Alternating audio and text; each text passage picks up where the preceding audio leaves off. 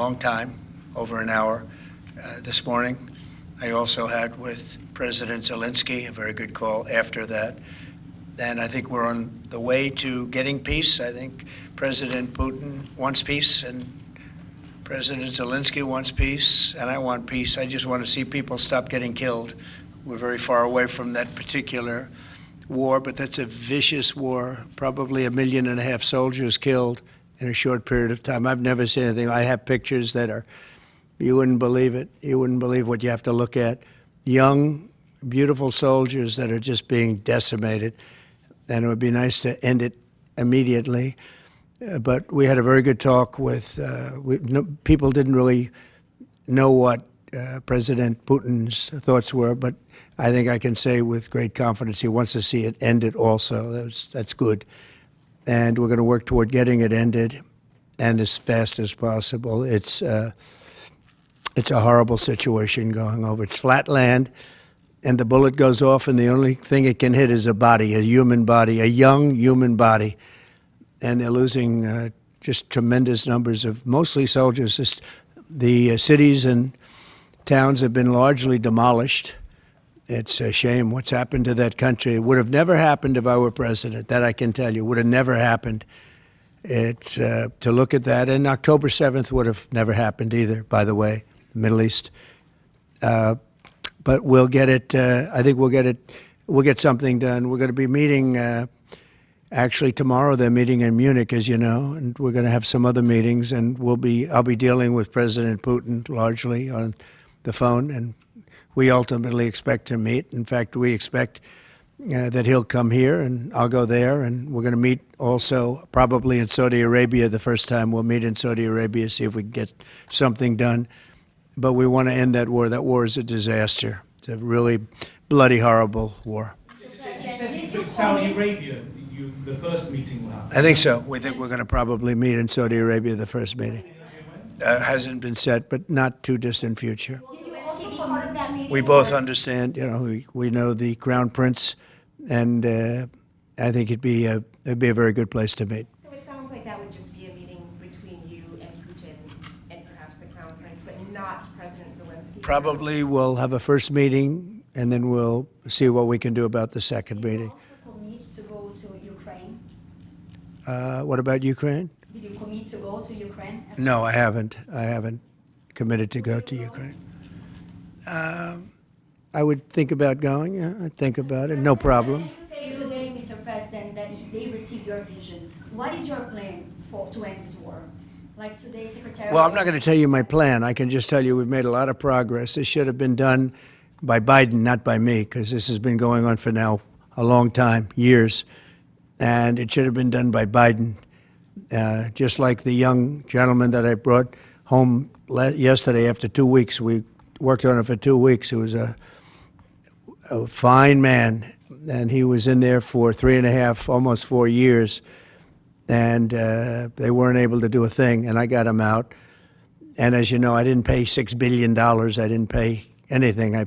We did a trade, and we did a good job. We got him out in 2 weeks. It should have been out years ago. It really should have been out years ago. NATO membership for Ukraine? I don't think it's practical to have it, personally. I know that our new Secretary of Defense, who's excellent, Pete, made a statement today saying that he thinks it's unlikely or impractical. I think probably that's true. I think long before President Putin, they said there's no way they'd allow that. This has been going on for many, many years. They've been saying that for a long time, that Ukraine cannot go into NATO. And I'm okay with that. I just want the war, whether they are or they're not. But it certainly would seem to be that most people have said that that is something that's not going to happen. Are you freezing out President Zelenskyy of this process a bit? Isn't there a danger of that? No, I don't think so, as long as he's there. But, at some point you're going to have elections, too. You're going to have an election. He says he wants security assurances, Mr. President. What does that look like? In terms of what? If the war were to end, he says he wants guarantees of security. We'll see what that means. I think when the war ends, one thing he was very strong about, if it ends, he wants it to end. And that's President Putin said that. He wants it to end He doesn't want to end it and then go back to fighting 6 months later. We talked about the possibility, I mentioned it, of a ceasefire so we can stop the killing, and I think we'll probably end up at some point getting a ceasefire in the not-too-distant future. Do you provide as an equal member expect of the Ukraine- peace Say process? it, what? Do you view Ukraine as an equal member of this peace process? It's an interesting question. I think they have to make peace. Their people are being killed, and I think they have to make peace. We will continue to provide I said that was not a good war to go into, and I think they have to make peace. That's what I think. Why did you decide to provide talk to support to Ukraine? Would you support Zelensky ceding territory or exchanging territory in any agreement to end the war? Well, he's going to have to do what he has to do, but, you know, his poll numbers aren't particularly great, to put it mildly. He's got a country where, you know, it's been savaged and attacked, and he's got an army that's been very, very brave, actually, despite the fact that, you know, we've given him, in my opinion, $350 billion. That's what the real number is. You don't hear that number. And Europe has given, in my opinion, $100 billion. And they've done it in the form of a loan. And I have a Secretary of Treasury right now who's actually quite brave. He's over in Ukraine on a train. And there's a lot of things happening around that train that aren't so good.